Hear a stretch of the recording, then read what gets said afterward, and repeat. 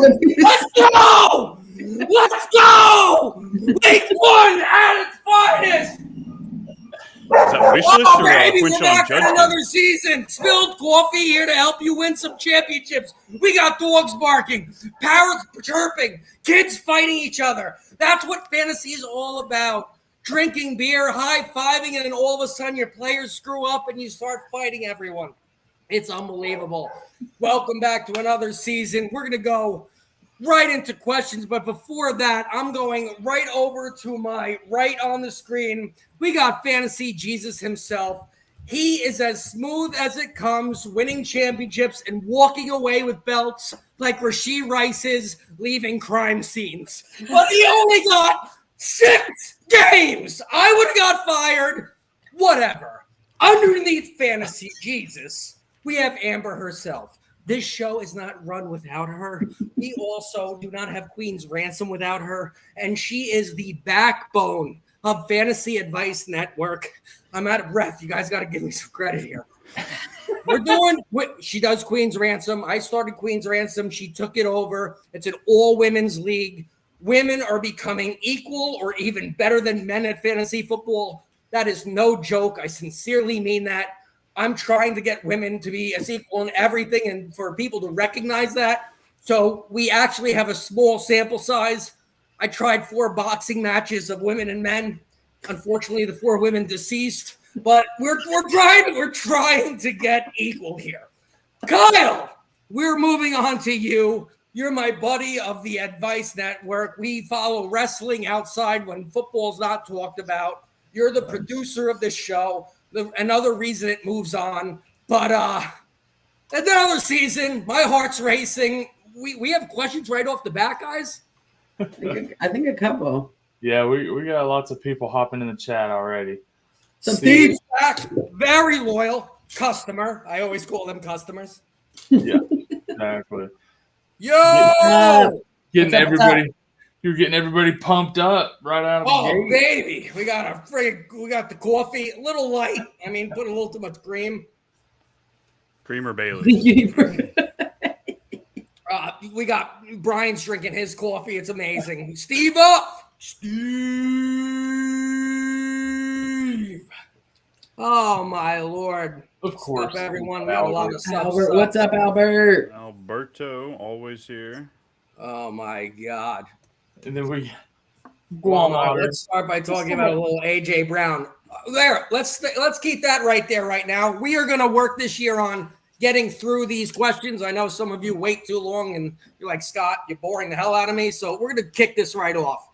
I'm lucky enough not to have AJ Brown, but I went against AJ Brown against this man, the Guam Otter. So thank you very much. I would not worry about him moving forward, but for the first 3 quarters, I thought he was hurt and not playing. Brian, what's up, bro? What about AJ Brown here? We're making trade offers for him. That's what we're doing. Come on. We see guys everybody has a dud game. It's just more hurtful when it hits on week 1 after we wait 6 months for these guys to play. It was bound to happen. Somebody was going to crap the bed, and it just happened to be AJ Brown. I'm not fretting. I'm excited. Saquon wasn't dominant, which means let's go. Let's pass the ball a little bit more. Better days are ahead for the pass catchers of Philly. Outright. All right, Amber, what do you think? Yeah, I'm exactly where Brian is. I knew that not to start him. Honestly, my gut, that's that women intuition told me not to start him, but I did. I picked him up round 3 in Queen's Ransom after getting Gibbs and Chase Brown. So I'm feeling all right about the week, but ultimately you can't give up on AJ Brown. They were playing a divisional game on Thursday night opener. Like it was bound to happen. So I'm not too concerned, but yeah, definitely go get him on the cheap, man. People are flailing. Hell yeah, Kyle. How you feel, man? You own AJ Brown. I do not own AJ Brown. I have Devontae Smith in a couple of spots, but I think the biggest shock, and fantasy football is a game of overreaction. People are freaking out week 1. AJ Brown didn't perform against the Cowboys of all teams, but as much as it pains me to agree about an Eagle, he will turn it down.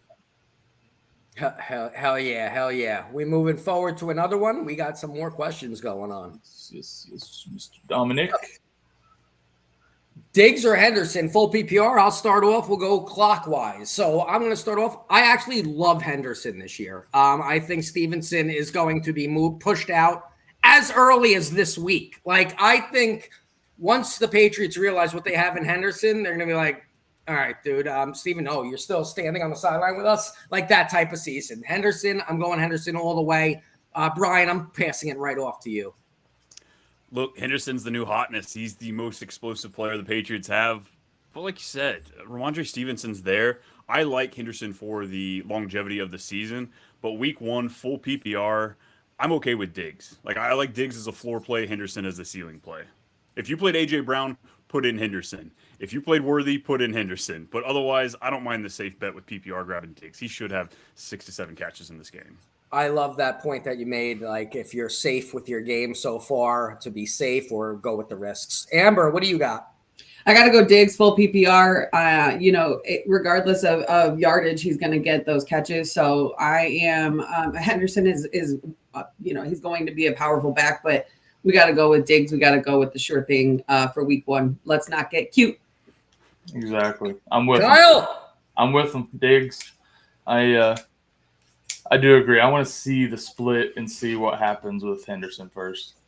So the answer is Diggs on this question. Moving forward. Big dad bod here. Oh, he was just dad bod last year. Looks like he's gotten bigger, though. I like it, man. Go for the record. Bod. Let's do it. Let's go. Montgomery, Pollard, or Brenton Strange at the flex. Dynasty. Half PPR. I have to go Pollard. I think with the volume Pollard's going to have, they're going to be down versus Denver. I don't trust Strange right now. Montgomery is like, he makes you feel bad because you don't give him any respect throughout the entire season, and all he does is ball. And he's just, I think his whole career, he's not getting enough respect in fantasy. But I'm going Pollard. What do you go, Brian? I think Pollard has the highest upside of these players. He is playing Denver. He's got the hardest matchup. But Tajay Spears is on IR. It's just him back there. Even if they can't run the ball, he'll be catching some passing work. But Brenton Strange and tight end premium, it flirts with me. It wants me to go that direction, but I feel like it's a trap.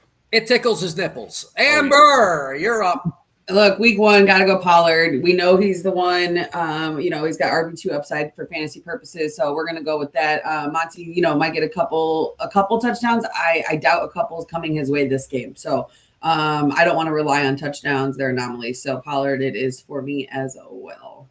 Kyle, do you make it a core 4?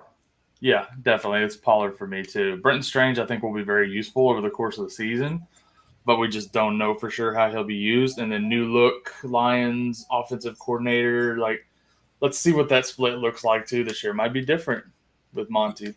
Yes, Dad Bod, rub your belly with some Pollard magic. Buddha belly style. Moving forward. Got a trade offer this morning. CMC Worthy for Kamara, and I would take that in a heartbeat. Oh, hold on. And BTJ. Walker, Tracy, Dobbins are my other running backs. Other wide receivers are Nico, Diggs, Rice, and Addison and Allen. I would trade CMC and Worthy for those two guys immediately. Especially with Worthy might be out the entire season. We're still waiting on news, but I've seen anywhere from 3 weeks to rest of the season. He might have to have season-ending surgery. CMC, we already see wavering. I'm okay with it. I love the trade. I'd take Kamara and BTJ. I'm with you. Same. I don't need to expand on that.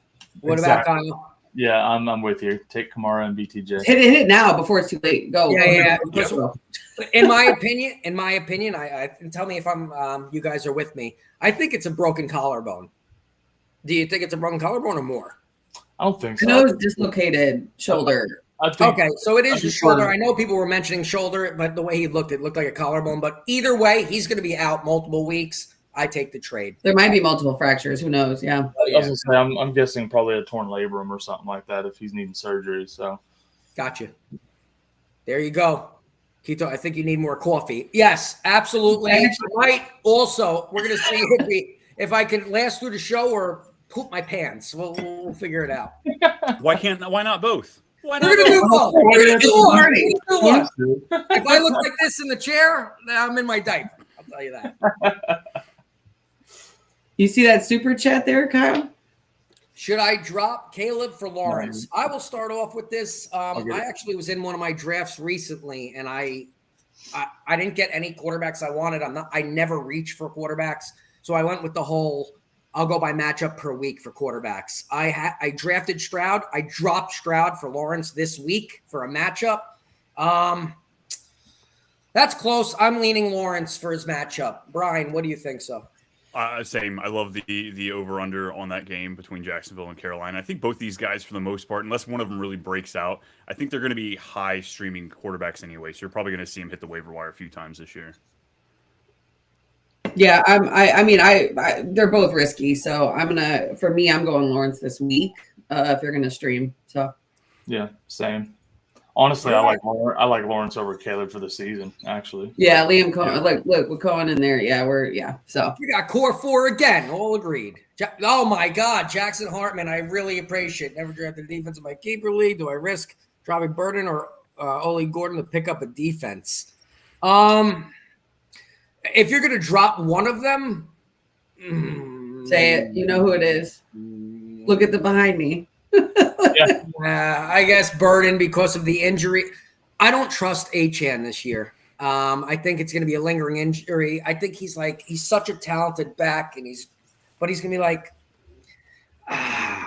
you got Wright, who's already hurt. You got to drop Burden because the wide receivers, they got Loveland, Komet, Odunze, DJ Moore, Swift. There's so many options there. Mm-hmm. That's why I'm getting rid of Burden. Brian? Yeah. I can't answer this question on multiple reasons, but more so, this guy's in my league. I know him all too well. I may have even wiped his ass at one point in his life. Oh. But if I answer this question, I will say the complete opposite of what I want him to do, because I want him to drop one of those players to me.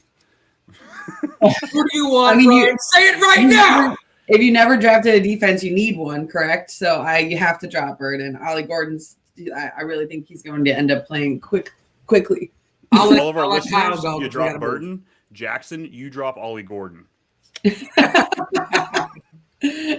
Yeah, drop Burden. Drop Burden, baby. I'm with it. Thank you so much for the generosity. Oh my God, this guy too. Dad bod, you should spend those $5 on an extra Snickers bar. What are you kidding me? But we really appreciate it. We'll do, Scotty. Same league, Henderson or Strange.